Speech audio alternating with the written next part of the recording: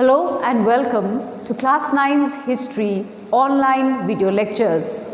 Dear children, in today's session, we are going to study about Akbar the Great.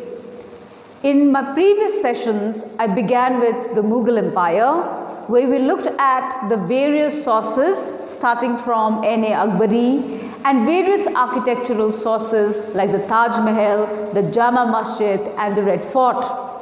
The last topic from this chapter which you are expected to study is the political and administrative policies of Akbar the Great. And this topic you will find in page 240. Page 240 of your textbook, you will find the topic on Akbar the Great, where you are required to study only the political and the administrative policies under Akbar. So let's begin with Akbar the Great. First and foremost, we will deal with the biography of Akbar, or a very quick glimpse at the life history of this great Mughal emperor. Akbar the Great, as you can see in the textbook, the painting of Emperor Akbar has also been given. Akbar is very popular. Not only that he was a very famous emperor and a king, but in Bollywood a lot of movies have been made on him, a lot of serials have been made on him. Whenever we are reminded of the Mughal emperors, one name that strikes us will be Akbar the Great. It says here, Akbar enjoyed a long and eventful reign meaning rule of 50 years. So he must have celebrated his golden jubilee. 50 years of rule, and he made significant innovations in the administrative structure and set a brilliant example of greatness in the field of religion. So his 50 years long rule is best remembered today. Why is he so famous? Why is he so popular?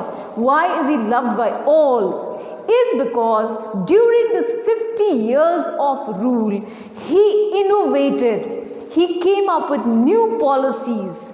He set up new rules, new laws, whether it be in the field of politics, whether it be in the social and economic life of the people, or whether it be in the field of religion.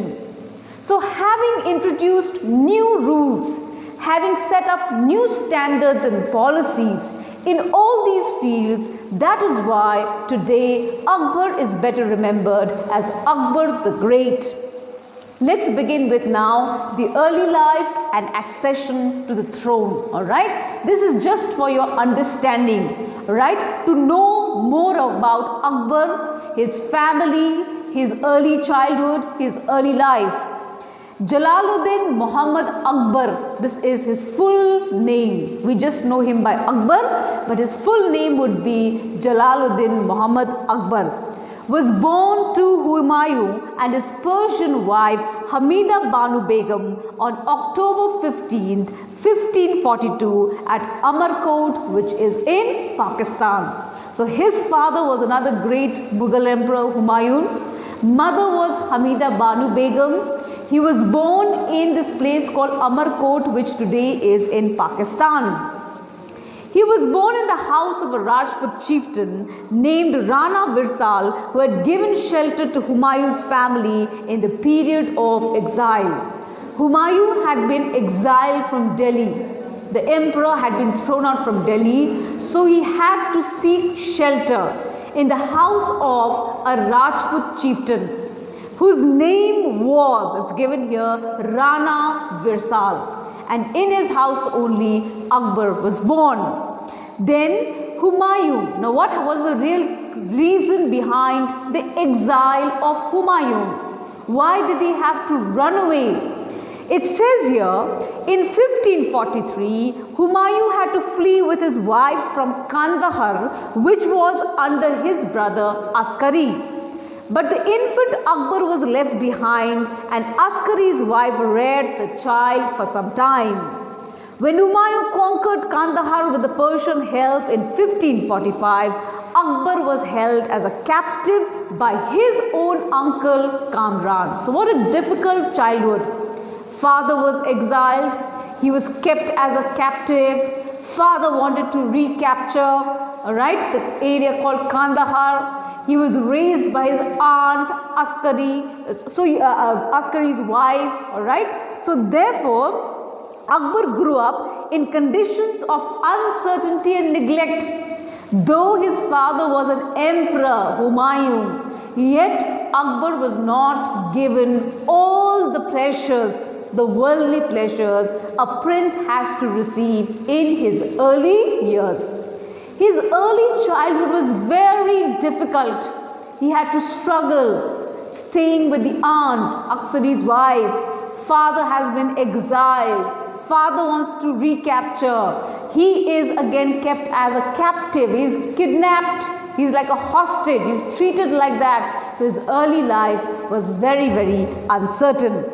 Then Akbar got his freedom and reunion with his father in 1545 when Humayun seized Kabul from Kamran, and Humayun could not enjoy his throne of Delhi for long because he nominated Akbar as the heir apparent in 1555.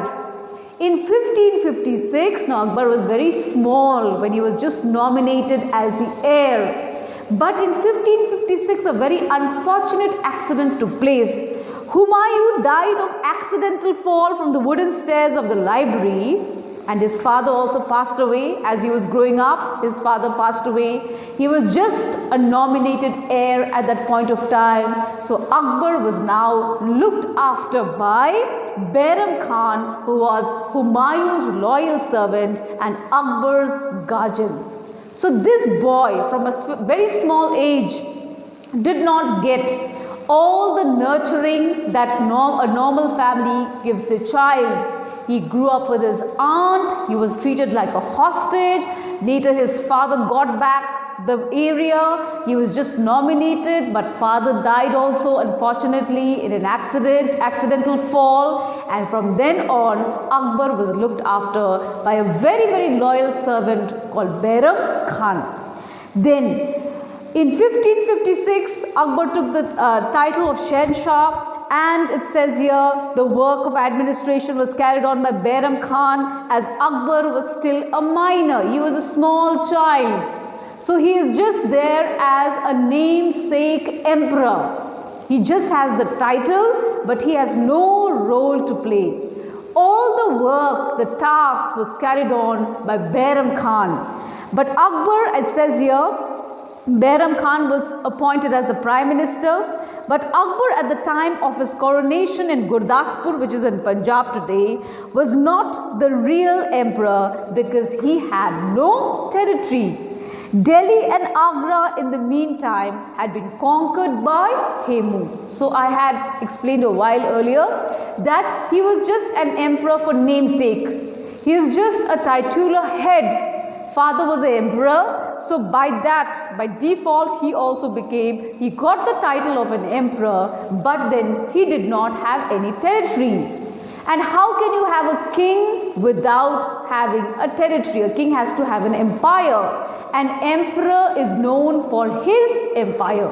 But we had an emperor here who has no empire because his empire, Delhi, Agra, was captured by another ruler called Hemu.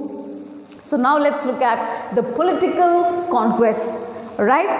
The second battle of Panipat, Akbar was in Jalandhar, Punjab when he was informed of the loss of Agra and Delhi. He marched with his guardian Baram Khan. So Baram Khan was with him all the time.